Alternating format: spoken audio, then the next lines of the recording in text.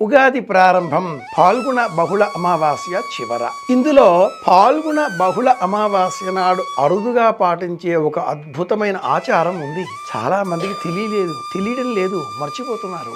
ఏంటి ఆ ఆచారం అంటే, తమకు బాగా ఇష్టమైన తాము ధరిస్తున్నటువంటి దుస్తులను విడిచిపెట్టాలి. ఆ దుస్తులను పరిశుభ్రం చేసేటటువంటి వర్గంలో ఉండేటటువంటి వారికి ఇవ్వాలి, లేదా యాచకులకు, అర్థులకు, ఎవరికైనా విడిచిపెట్టాలి, వదిలేయాలి, దానం ఇవ్వాలి. ఇదేం ఆచారం అండి? ఎందుకు ఇలా వచ్చింది? ఎందుకు చేయాలి? అమావాస్య నాడు ఇలా చేస్తే కలిగే ప్రయోజనం ఏమిటి? ఎందుకు చేయమన్నారు? ఎక్కడ ఉంది? ఏ గ్రంథంలో?